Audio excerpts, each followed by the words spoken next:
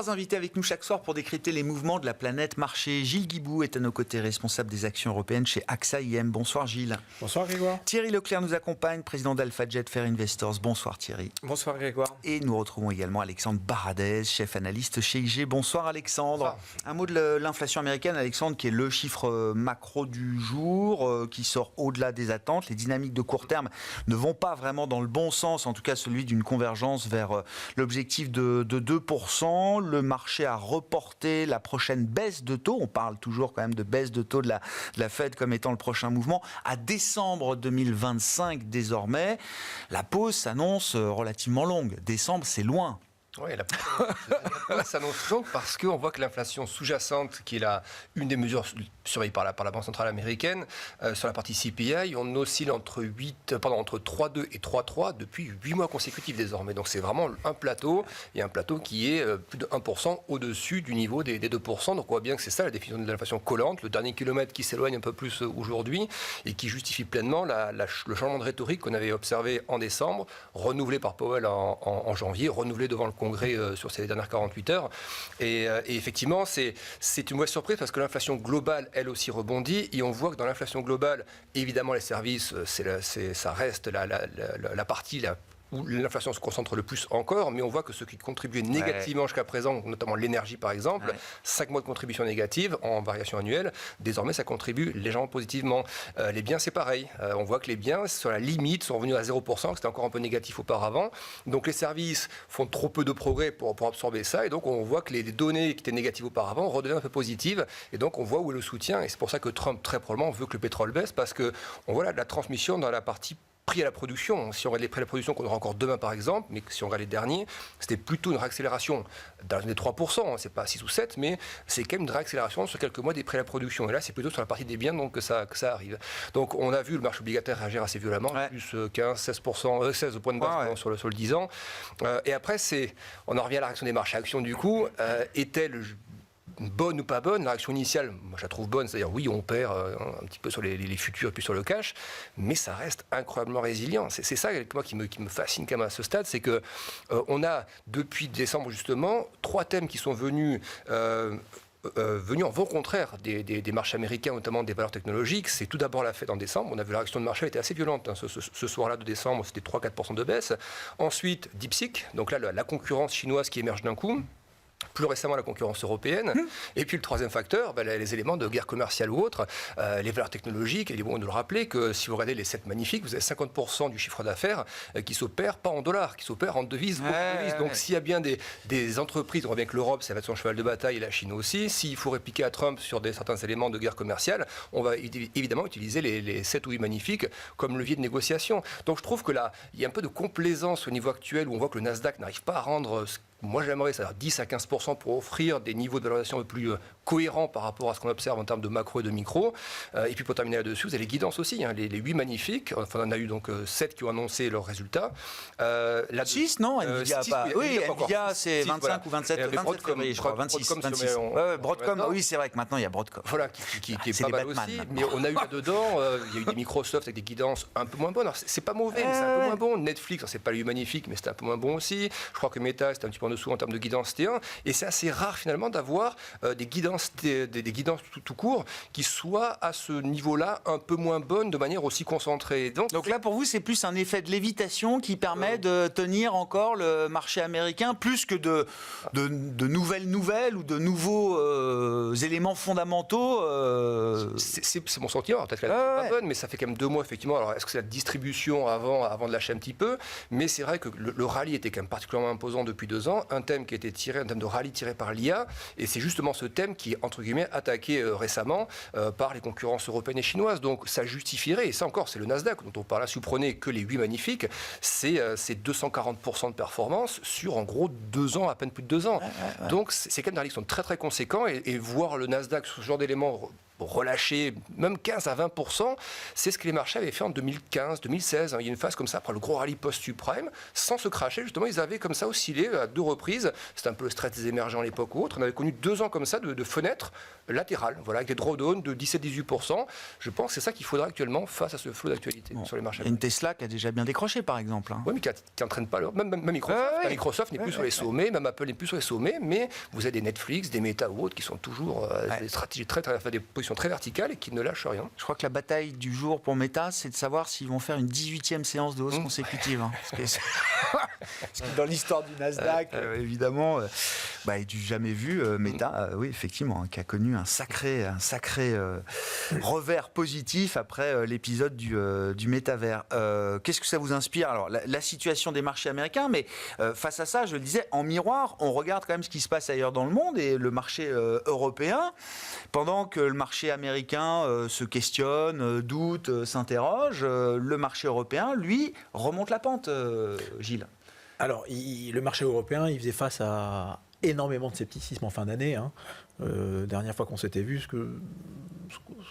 qu'on avait, nous, envisagé, c'est que le marché européen, sans avoir des perspectives de hausse forcément massives, on était dans une position où en réalité il nous semblait assez facile de construire un scénario où on avait entre 8 et 12% de potentiel de hausse, assis sur un peu de croissance des résultats en étant plus prudent que le consensus. Le consensus est à 8, on prenait 4, on rajoutait là-dessus un peu de dividendes, 4%, un peu de buyback.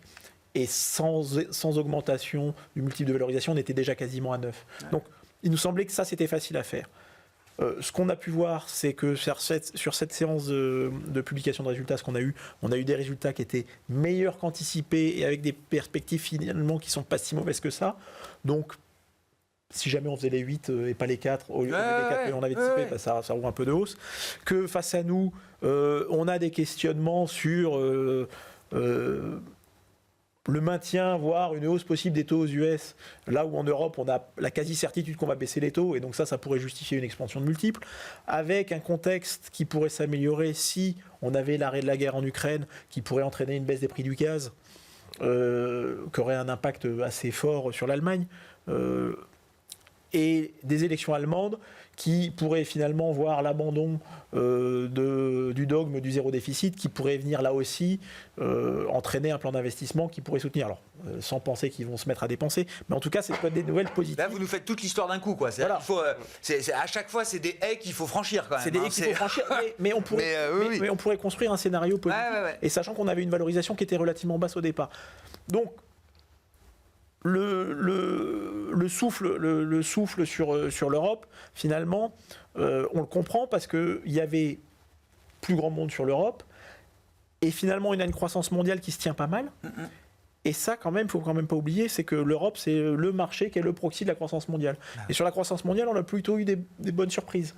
Donc finalement, l'Europe, on a des boîtes qui sont quand même, on a des sociétés qui sont quand même très largement internationales. L'Eurostock, c'est quoi, 60% du chiffre d'affaires? C'est à peu près entre 58 et 60. Alors, en réalité, ça a un peu baissé, puisque vu la performance des banques et qu'elles sont largement domestiques, ça a un peu baissé. Mais en plus de ça, on a, et on ne l'a pas mentionné, on a un dollar qui vient aider les sociétés européennes en termes de taux de croissance. Donc, tout ça fait que sur l'Europe, il y avait sans doute trop de pessimisme et que face à ça, les résultats sont venus aider, on a du repositionnement. Vous en parlez déjà au passé ou non, on n'est pas sorti de la saison des résultats, donc on a encore quelques-uns à venir. Mais on le voit aujourd'hui avec des résultats de Heineken qui sont bons, mais on a une réaction qui est extrêmement violente. Très violente, ouais. Qui traduit pour moi ce positionnement un peu extrême. Parce que, alors, il se trouve que c'est un titre qu'on avait regardé parce qu'il nous semblait très défensif, revenu sur des valorisations intéressantes, mais qui, je veux dire, ces mouvements, on l'avait eu sur Dassault, on a vu la même chose sur Dassault. Ça traduit pour moi un mouvement sur des grandes valeurs, larges, liquides, effectivement, très négatif, quoi. Et à l'inverse, là où on a pu avoir des déceptions, finalement, on a eu des baisses qui étaient plutôt contenues. 3-4%.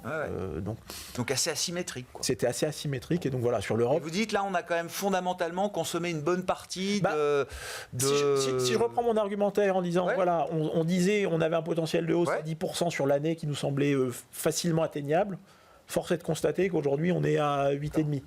Donc, si effectivement on garde ce 10, on risque de s'embêter une partie de l'année. Il n'y a pas de raison que ce 10, en termes d'objectifs, ait changé, quoi. Alors, ce 10, pourquoi il pourrait avoir changé ? Parce qu'on avait pris, on escomptait que le 8% de croissance attendue des résultats, ce serait que 4. ça serait que 4. Ouais, je comprends. Si c'est un peu plus, j'entends.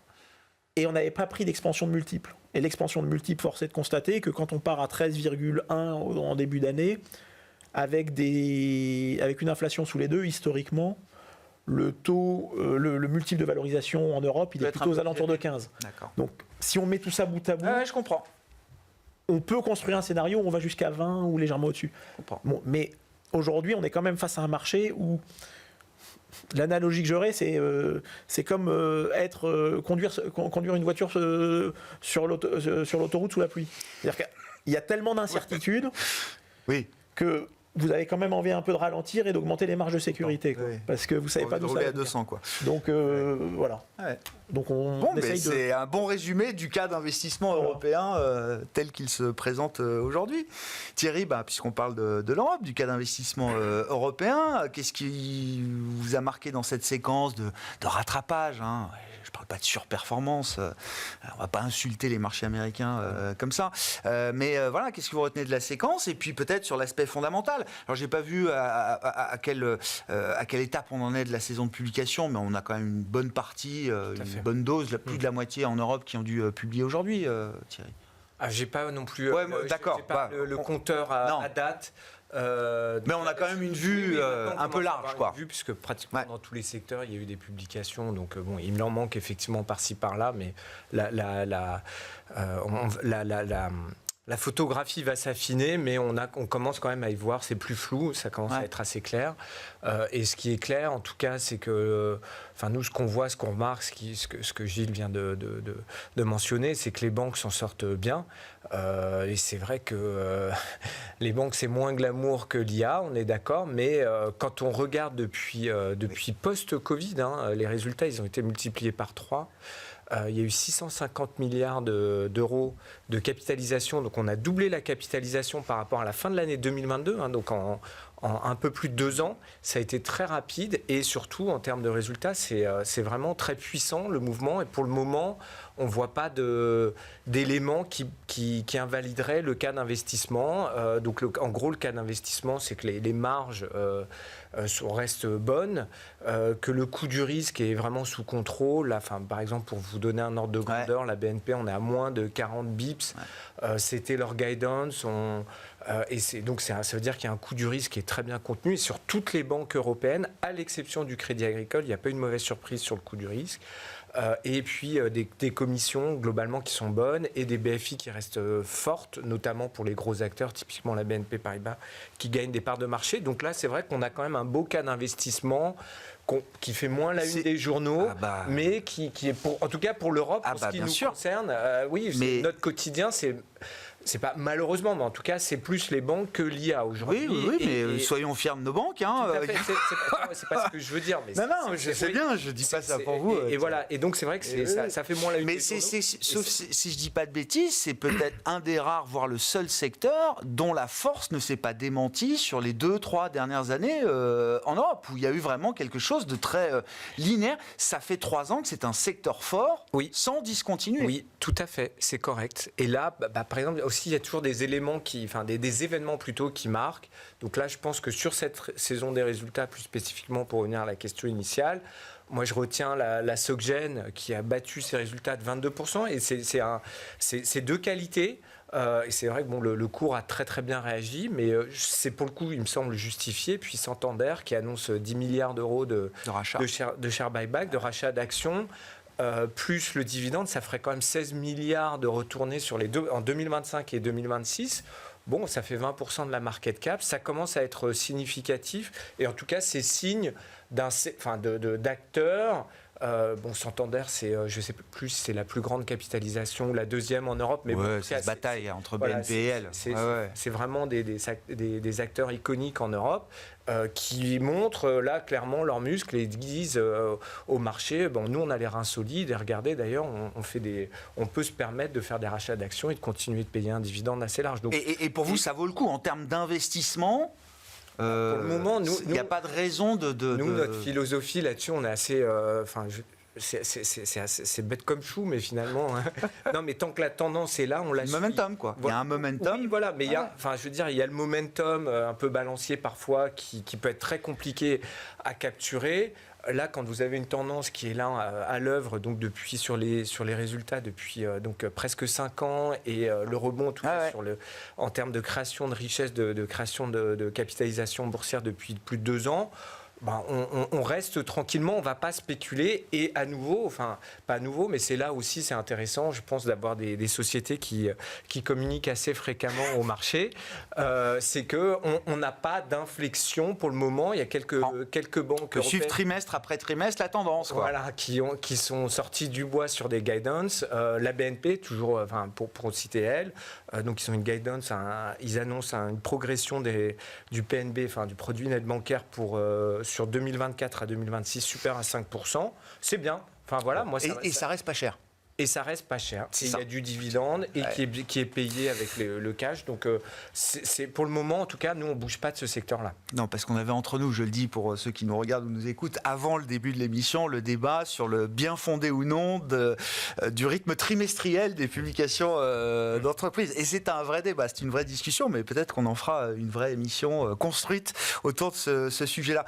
Sur les actions européennes, le secteur bancaire reste un secteur fort. Il n'y a pas photo là-dessus pour vous, Alexandre. Les techniques aussi indiquent que ça reste un secteur fort. Oui, l'année dernière, c'est déjà c'est un secteur le plus performant des stocks. Mais bien sûr, 25% on prend l'an dernier. Une performance, voilà, donc ça tire aussi des indices qui étaient vraiment en retard, comme le MIB italien qui profite pleinement de ça. Et puis en plus en Italie, il y a ce phénomène, et je pense que ça joue aussi un peu sur le sentiment en Europe. Ça se concentre un peu plus, et si on se souvient bien, alors c'est des réminiscences de la post-crise de la dette à l'époque, mais c'est ce qui était demandé finalement à des banques européennes qui étaient un peu trop morcelées, de se regrouper un petit peu, d'être un peu plus conséquentes. Et on voit que les banques italiennes partent à la chasse de banques même un peu étrangères, ce qui ne plaît pas trop à l'Allemagne, mais entre elles aussi se concentrent. Donc ça plaît en termes de sentiments.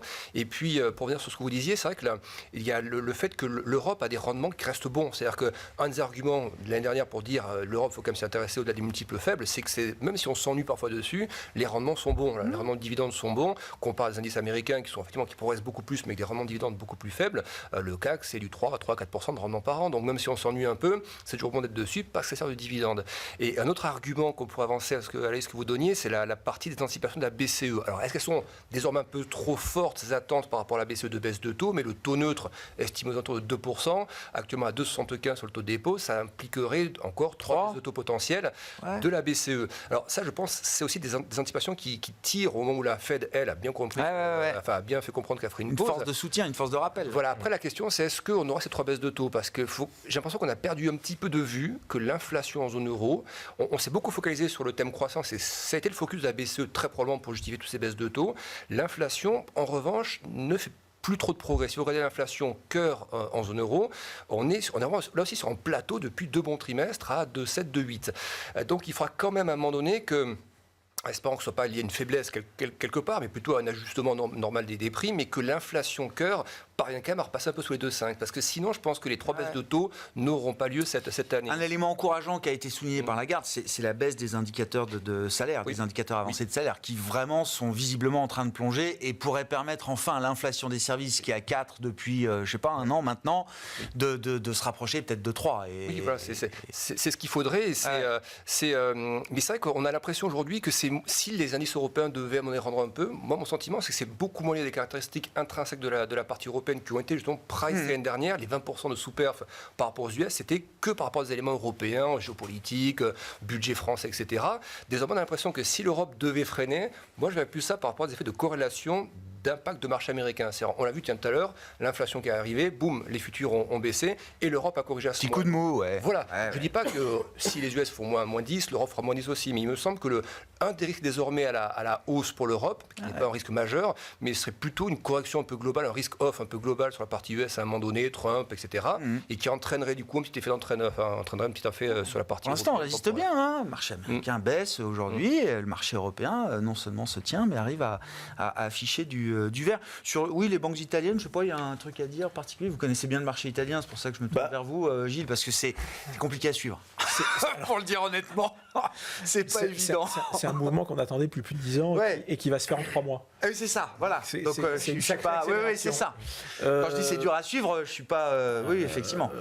Ça part dans tous les sens. Tout n'est pas écrit. Il y a certains des mouvements qui peuvent paraître surprenants, pour dire le moins.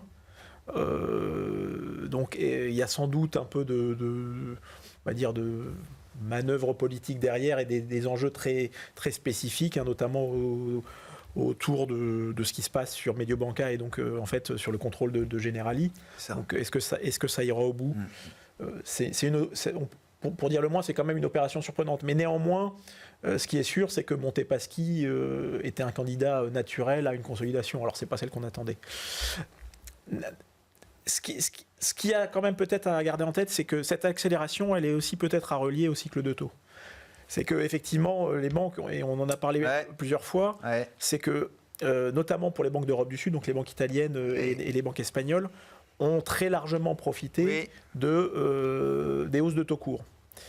Et donc, l'inflexion qu'on a eue sur la politique de la BCE devrait sans doute se traduire par une baisse des marges d'intérêt. Unicredit guide sur une stabilité de son bénéfice cette année désormais. Oui, alors ils espèrent qu'ils vont faire plus de commissions, mais typiquement c'est quand même un acteur qui est très pondéré sur les marges d'intérêt. Alors ils ont la chance d'avoir une jambe en Allemagne qui pourrait peut-être résister un peu mieux, mais ce qu'on a pu voir sur le dernier trimestre, c'est que pour un acteur comme Intesa, qui est présent en Italie, on a déjà eu une petite morsure. Et donc après, ça peut perdurer encore 1 ou 2 trimestres parce qu'il y a des latences. Il y a des latences liées à des politiques de hedging, de couverture.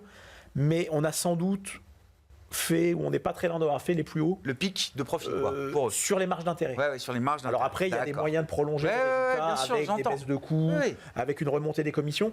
Et c'est là où, pour nous, très clairement, il nous semble que les banques restent un secteur intéressant parce que il faut quand même garder en tête que les profitabilités sont structurellement améliorées, sauf à penser qu'on va retourner à des taux à zéro. Et donc, à partir de là, on va être capable de générer du capital et donc de pouvoir entretenir des dividendes. Et donc, dès lors, il n'y a pas de raison de maintenir des valorisations qui implicitement font qu'on a des acteurs qui vont verser du 7, 8, 9% de dividendes cette année. Sur un BNP, on va être à 4,58 de dividendes ordinaires. Ça veut dire que pour un cours à 70, on est déjà quasiment à 7%. Plus la compte sur dividendes qu'ils vont faire, plus le rachat d'actions, on est quasiment sur 13% de return. De rendement. Bien sûr. Ça traduit juste que c'est sans doute pas assez cher. Ça, c'est ce qu'on voit normalement sur des boîtes distress, quoi. Voilà. Ça traduit juste que... Maintenant, au sein des banques, je pense qu'il va falloir être un peu plus attentif à la nature des modèles économiques et favoriser celles qui ont des modèles plus diversifiés, plus sur les commissions et peut-être un peu moins. Donc aujourd'hui, très clairement, un peu moins, si je caricature, peut-être un peu moins de banques d'Europe du Sud et un peu plus de banques françaises. C'est ça. Quand on prend il y a un rééquilibrage au sein du secteur qui peut s'opérer. Parce qu'ils ont des politiques aussi de gestion de leur backbook un peu différentes, et donc on devrait avoir une amélioration sur les banques françaises, des marges d'intérêt. Les banques françaises n'ont pas été les fusées qu'on a vues en Espagne ou en Italie ces 2 dernières années. Donc il y a sans doute un rééquilibrage à faire. Kering vous intéressait aussi, Thierry, puisqu'on est dans les entreprises, là. Alors, le luxe en général, mais Kering en particulier. C'est vrai que donc, le marché a bien pris les résultats. Alors le lendemain, le matin, après ça s'est quand même bien dégonflé, et c'est aujourd'hui que ça joue en fait. C'est vrai, vous avez raison. En tout cas, le message, parce que là, l'année 2024, on l'oublie, c'est pas bon, ça n'a pas été bon pour personne, à part Richemont sur le dernier trimestre, mais sans ça, tous les autres acteurs. Donc, c'était pas ça l'enjeu de cette publication, pour le coup, c'était d'avoir un petit peu de couleur, un peu de granularité sur ce qui se passe depuis le début de l'année. Et ils ont dit, écoutez, c'est comme la fin d'année, donc sachant que la fin d'année a été particulièrement mauvaise pour Kering. Donc c'est vrai que je suis un peu surpris de cette réaction aussi positive, en plus avec un peu de décalage. Après, je pense que ce qui est important, alors on n'est pas du tout de distress, mais et c'est pas habituel pour le secteur du luxe, mais Kering a annoncé une coupe donc de son dividende, a baissé le dividende quand même de manière assez significative de 14 € à 6 €. C'est 1 milliard d'euros d'économisés, en tout cas de non distribués aux actionnaires. Et je pense que c'était bien qu'il fasse cette annonce-là. D'accord. Il pouvait le payer, mais bon, je comprends. Ça tendait un peu la situation éventuellement. C'était pas vraiment du dividende bien couvert. Tout juste, mais bon, on préfère qu'il garde un peu de marge de manœuvre. Ouais. Et donc finalement, c'est contre-intuitif, mais c'est le cas. Hein, la bourse regarde toujours le cash, et notamment le cash qui reste dans la boîte et pour financer l'avenir, quoi. Et donc là, aujourd'hui, pour Kering, c'était une bonne décision. Il fait son dividende et le marché l'a bien pris. Alors que sur ce qu'ils ont annoncé, moi en tout cas, j'ai rien vu de particulièrement positif. On promet la stabilisation. Chez Gucci, c'est bon, pour le moment, c'est quand même encore un point d'interrogation. Et c'est 60% des résultats opérationnels du groupe. Hein. La marge up, on est quand même passé de 32 à 21%. Enfin, c'est hyper violent, hein, ce qui s'est passé. Donc, pour ceux qui se demandaient pourquoi le cours de Kering ne faisait que baisser depuis aussi longtemps, aujourd'hui, on a une explication. Est-ce que c'est le point bas ? Moi, là, pour le coup, je trouve que c'est un peu tôt pour signaler positivement.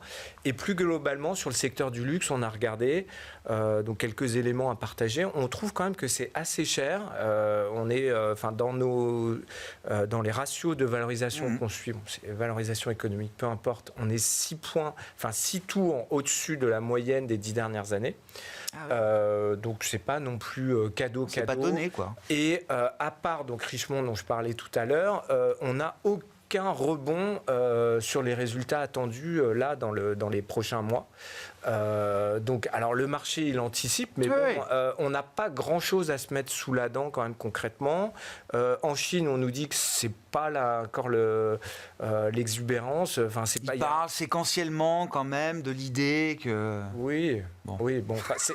Non, mais on a eu quand même des périodes très fastes récemment. Donc, on a fait notre deuil de ces périodes-là en 2024, mais il n'y a pas encore. Enfin, bon, voilà. Et je pense qu'il y a eu un gros effet richesse en fin d'année aux US qui a permis quand même au secteur du luxe de s'en tenir pas si mal que ça. Et bon, quid, je veux dire, Nvidia va pas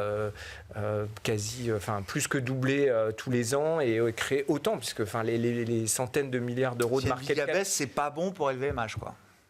En tout cas, ça peut jouer, limiter, je pense, aux États-Unis. En Chine, non, mais évidemment. Mais en tout cas, aux États-Unis, ça a certainement donné un peu de baume au cœur quand même sur les courses de Noël à certains acheteurs. Ouais. Alexandre, puisqu'on parle de la Chine, alors pour évoquer le frein chinois dans la dynamique des acteurs du luxe, parlons à l'inverse de l'accélérateur chinois côté tech, là. Oui, en train de repartir. Oui, mais par exemple, quand on regarde panache. Voilà, quand on regarde effectivement un Nasdaq et un Hang Seng Tech, par exemple, on voit évidemment une large surperf du Hang Seng Tech, mais qui est très récente, depuis quelques semaines simplement. Qui traduit depuis le 23 janvier. Voilà, cette petite rotation, exactement, cette petite rotation qui s'opère. Depuis que Donald Trump est là. Et qui a fait aussi des aises plus larges, le Hang Seng tout court, qui est une 35% plus bullish que le SP 500 par exemple. Donc oui, on a aussi en plus, ce qui est intéressant, des signaux un peu plus en profondeur aussi. Quand vous regardez le high yield chinois par exemple, souvent on compare les actions et le high yield, il avait rechuté dans cette phase où le Hang Seng a beaucoup rebondi, puis ensuite à nouveau plusieurs mois de correction. Le high yield, les oblig avaient suivi, et à nouveau là depuis quelques semaines, les obligations high yield repartent et les actions repartent. Donc en parallèle de signaux aussi sur l'inflation qui a un peu reparti. C'est du 0,5. C'est pas là encore le génial, mais ce sentiment que sur la Chine, le bottom même la déflation qu'on a connu pendant quelques temps est un peu derrière nous. Désormais, c'est plus le sentiment à quelle vitesse ça va repartir que est-ce que le point bas doit encore être fait. On a quand même tous, je pense, le sentiment que le point bas sur l'immobilier ou autre a été fait. Désormais, à quelle vitesse on repart avec Trump en face, avec peut-être aussi l'Europe en face, alliés ou autre. Donc c'est plutôt ça le questionnement, mais sur l'aspect devise, on n'a pas un yuan qui s'effondre complètement, donc ça tient côté devise, des signaux sur l'inflation un peu meilleurs. Les PMI, c'est très mitigé par contre. PMI service, qu'on regarde un peu plus pour la question de la demande intérieure, il avait rebondi à 52, il revient vers les 50. C'est toujours ça depuis quelques mois, c'est des oscillations, donc on n'a pas de paysage vraiment tendanciel sur la Chine, mais on a quand même le sentiment que le plus dur est passé, mais que la phase d'accélération n'est pas encore complètement là. Mais par contre, l'idée de dire, investisseurs, est-ce qu'il faut aller sur la Chine en ce moment, je pense que oui, que ce que moi je vois qu'on voit au contraire pour la tech américaine, effectivement, je le vois plutôt comme un aspect un peu soutenant pour les valeurs chinoises. Ça paraît être une mécanique légitime. Oui, parce que le valeur en plus de la tech chinoise, c'est 2 fois moins cher en multiple que la tech américaine. Donc il y a forcément des arbitrages qui peuvent se faire de ce côté-là. Bon. Et puis on a toujours l'idée que la Chine peut aussi apporter un peu plus de fuel roule pour la relance de l'économie. Oui, on a l'impression Le nouvel an est passé. Que l'orage Trump passe, oui. par rapport à ça. Jusqu'où Trump ira sur les tarifs, et peut-être qu'il passera un moment à autre chose, et peut-être que pour la Chine, ce sera effectivement le moment de libérer un peu plus d'énergie dans l'idée de la relance. Parlons de Trump et de l'Europe également. Gilles, alors effectivement, il y a les grands classiques de la littérature trumpienne, les spiritueux, l'automobile allemande, l'acier et l'aluminium. Bon, là, on reprend les classiques de la Première Guerre commerciale. Ce qui est assez nouveau, c'est quand même toute cette cathédrale normative européenne qui s'est considérablement renforcée sur les services technologiques, les services financiers, l'ESG. Et visiblement, c'est quand même là que Trump et les poids lourds de son administration ont envie de porter le fer, là, aujourd'hui. Alors, il a envie de porter le fer, mais là encore, c'est quand même un sujet intéressant. C'est que il est le premier à revendiquer de pouvoir appliquer les règles qu'il souhaite chez lui et pas subir les règles du reste du monde. Il pourrait, et il ne le fait pas visiblement, admettre que l'Europe est une réciprocité de ce point de vue-là. Une réciprocité de ce point de vue-là. Il ne considère pas que l'Europe soit aussi forte que les États-Unis, je pense. Mais c'est là où... Et alors, je pense qu'effectivement, il va essayer de faire levier pour essayer d'emporter... Mais on voit que ça nous fait bouger. Enfin, on voit que ça nous questionne. On voit que ça crée du débat chez nous. Mais on comprend bien qu'en réalité, ce débat réglementaire, alors on souffre de réglementation, c'est certainement vrai. Mais qu'en réalité...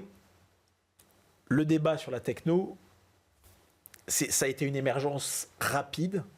Je ne sais pas si ça a été plus rapide que la machine à vapeur en son temps, très certainement, mais qu'en réalité, le monde n'était pas prêt pour absorber si rapidement ces ruptures technologiques et que les textes, les réglementations n'étaient pas faites pour ça. Et qu'aujourd'hui, on a forcé de constater qu'on a quand même besoin, sans doute, de mettre un cadre. Moderniser un peu. Moderniser un peu.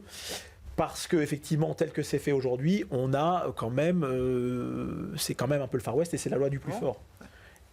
Et alors c'est très bien, effectivement, les Américains qui étaient les premiers, mais à terme, ça conduit quand même, dans le passé, ça a toujours conduit à une baisse de l'innovation et c'est parce que généralement ils vont bloquer l'innovation des nouveaux entrants. Donc il y a sans doute besoin d'avoir un cadre. Est-ce que la réponse européenne est parfaite ? Certainement pas, c'est certainement trop compliqué.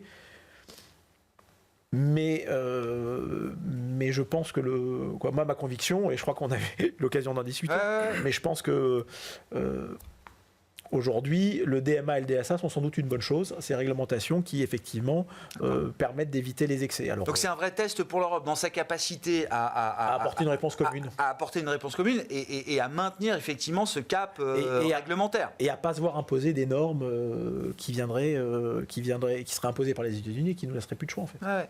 Donc, l'une des commissaires en charge des questions réglementaires dit le but n'est pas d'effacer ou de reculer. Le but est effectivement d'adapter à l'ère actuelle des règles en gardant le cap de cette réglementation. Et on vient ce qu'il faut bien avoir en tête, c'est qu'on vient d'un moment où, comme c'était nouveau, il n'y avait pas de règles du tout. Oui. Donc c'est pas...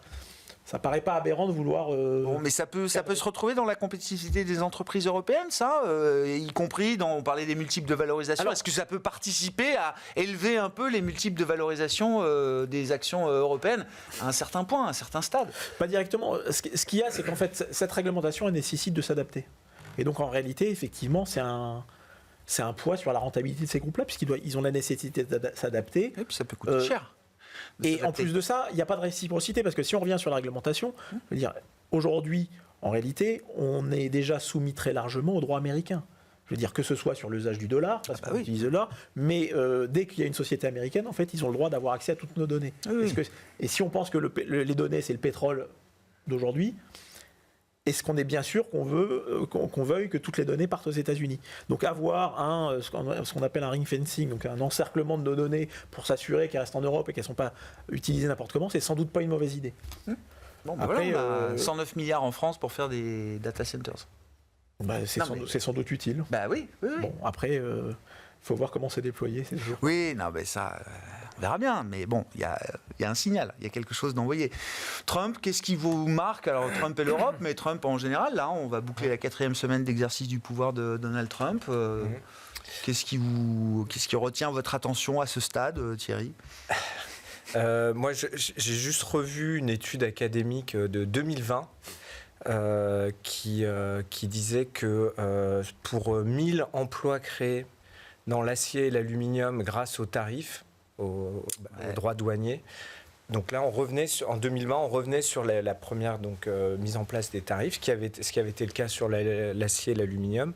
De mémoire, c'était 10% sur l'acier, 25%. 10 sur l'alu et 25 sur l'acier. Voilà, c'est ça, pardon, c'est l'inverse. Donc, je reprends. Donc, 2016, il y avait eu 2017, la mise en place de ces tarifs-là. Il y a une étude académique qui est revenue 3 ans plus tard, qui a dit, alors, qu'est-ce qui s'est passé concrètement ? Est-ce que ça a créé des emplois ? Et donc, le ratio, accrochez-vous bien, c'est pour 1000 emplois créés dans l'industrie de l'acier et de l'aluminium, il y a eu 75 000 emplois détruits dans le manufacturier aux États-Unis. Voilà. Donc moi, je veux dire, le rationnel, il n'est pas là. Donc ça sert. Je pense que ça sert à rien c'est des effets d'annonce, des effets de manche. Après, c'est notre quotidien. On rigole pas tous les jours avec ça. C'est pas non plus très marrant d'avoir une telle volatilité qui n'est pas nécessaire. Il y a déjà suffisamment de volatilité. C'est une arme. Hein. L'incertitude, maniée comme par Trump, c'est aussi une arme. C'est une arme, mais je veux dire, quand on regarde concrètement. Donc, c'est à nouveau les élections, le questionnement pourquoi voter pour quelqu'un qui finalement a détruit des emplois. Je n'ai pas le rationnel. Ça, c'est le premier point. Et je reviens sur la réglementation. Oui, je veux dire, c'est les boîtes américaines. Il se trouve qu'ils sont partis largement avant nous. Ils étaient bien financés. Donc c'est l'écosystème américain. Et il n'y a pas photo avec l'écosystème européen. Donc, sur le business, ils sont mieux armés que nous, notamment sur tout ce qui est innovation, technologie. Et donc, ils ont été puiser nos datas gratuitement pendant des années. Et maintenant, ils arrivent à être leaders. Et ils sont pratiquement... on ne peut plus les rattraper. Enfin, ça va quand même être très compliqué de faire sortir des... Donc, la naïveté, ça suffit. Et puis, de nous faire croire qu'on tue nos libertés. Enfin, je veux dire, tout le discours qu'il y a actuellement aux États-Unis. Je ne sais pas si vous avez vu les pubs au Super Bowl. Non, je n'ai pas regardé. Bon, mais oui. Il y a quand même une pub qui est hyper choquante. Une croix gammée pour un t-shirt. Et ça passe au Super Bowl, quoi. Et c'est parce que, sous prétexte de la liberté d'expression, est-ce qu'on veut vraiment ça ? Je sais pas. Moi, en tout cas, non. Et après, la fin de la naïveté. Et il faut pas que nous-mêmes on se retourne contre ce qui est censé nous protéger. Il y a certainement des excès. On est tous d'accord. Mais bon, aussi, maintenant, c'est un discours assez commun, disant, mais bon, l'Europe, ça nous empêche de faire du bon business sur la CSRD. Donc même si on se plaint tous de la réglementation que l'Europe nous inflige, on va quand même se retrouver à défendre la réglementation européenne parce que Trump va nous... Ouais. Je pense que c'est pas. Il faut quand même ne pas oublier que c'est fait pour se protéger et que c'est pas. À la rigueur, on aurait des champions comme aux États-Unis et on dit ça facilite leur business, etc. Mais là, c'est du transfert de richesse. Les Max 7, c'est nous qui les finançons en partie. Nous, l'Europe, donc l'épargnant européen. Et donc toute cette campagne, parce qu'à la fin, je veux dire, il y a quand même un brouillard qui est mis en place. Et c'est vrai qu'on ce que vous avez, je suis vraiment d'accord sur la façon dont vous présentiez les choses, c'est-à-dire que, au fait, mais qu'est-ce qu'ils veulent là ? Est-ce que c'est l'aluminium ? Est-ce que c'est qu'est-ce qu'ils veulent ? Qu'est-ce qu'ils ont vraiment en tête ? Et je pense que c'est ce qui les embête, ce qui les titille. Je pense. Alors j'ai pas forcément beaucoup d'estime pour Thierry Breton sur sa carrière, mais en tout cas sur ce qu'il a mis en place, je pense que c'était bien, c'était sain. Et donc il ne faut pas qu'on se méprenne sur ce qui se passe actuellement. Mais sur ce qu'ils veulent, ce qui est intéressant, j'ai trouvé fascinant le discours bref de J.D. Evans où il dit très clairement ce qu'ils veulent. C'est on est les plus gros, on est les plus forts, et on va le rester, et vous savez quoi ? Faites bien ce que vous voulez, mais nous, ce qu'on veut, de toute façon, c'est rester les plus forts, et on veut rien de tout ça. Donc il dit très clairement que ce qu'il veut, c'est asseoir sa domination. Bon, je ne pense pas que ce soit l'auto-allemande qui fasse peur à Trump aujourd'hui. Enfin, vu comment la tech a embrassé, alors plus ou moins rapidement, l'élection de Donald Trump, je pense que c'est quand même là-dessus qu'il va avoir à rendre des comptes très clairement. Oui, vous parlez du rythme des annonces de Trump. La question qu'on peut se poser, c'est à quelle vitesse aussi le marché, effectivement, peut encaisser, peut digérer la vitesse de circulation d'informations et la densité d'informations qui nous parviennent depuis quelques semaines. Là, il y a moins de 2 heures, c'est les républicains du Congrès qui votent, qui seraient favorables. Il y a une loi de réconciliation qui est proposée là. Mais c'est budgétaire. Il faut quand même bien voir d'où on part. Ils proposent donc 4 500 milliards de baisse d'impôts, donc sur plusieurs années. Face à ça, 2 000 milliards de réduction d'impôts. On est toujours sur une inflation dans la zone des 3%, un déficit qui n'a rarement été sur les au moins 4 dernières années ou 5 dernières années de 6%. Qu'est-ce qu'on met d'abord? Est-ce qu'on réduit d'abord les dépenses et on baisse les impôts? Qu'est-ce qui impacte le plus l'économie en premier? Et si on réduit trop rapidement les dépenses, il fait de risque de récession avec une inflation qui reste forte à un moment donné? Trump, il a dit quelque chose qui était un peu surprenant. Il a dit, en gros, il faut que les taux baissent, et avec les questions des tarifs... Ça ira de pair avec mes tarifs. Et qu'est-ce qu'il a voulu dire? Si ce qu'il a voulu dire, c'est je vais faire peur à tout le monde avec mes tarifs, ce qui aura un effet un peu, comme on a vu au début, en fait, quand il a commencé à parler des tarifs... On en parlait il y a 10 jours avec vous, Alexandre. D'abord, on repartit à la baisse. Il veut faire baisser les taux longs. Et est-ce que l'arme brandie ne serait pas de faire peur à tout le monde, de créer un peu de contraction un peu partout? Ça fait baisser les taux. Et puis après, je ne sais pas si c'est ça qu'il a en tête, mais ce tweet était un peu curieux dans son... Il n'arrête pas. Scott Bessent l'a dit. Kevin Hassett aussi, qui est son conseiller économique. Il veut faire baisser les taux longs. On fera baisser les taux longs avant, avec ou sans la Fed. Donc voilà, maintenant on verra comment il se débrouille pour faire baisser les taux longs. Toujours l'idée d'une récession qui peut réduire les déficits et faire baisser les taux, mais je ne suis pas sûr que ce soit le chemin qu'il a envie de privilégier aujourd'hui. Merci beaucoup, messieurs. Merci d'avoir été les invités de Planète Marché. Gilles Guibou, AXA IM, Alexandre Baradez, IG, Thierry Leclerc, Alpha Jet Fair Investors.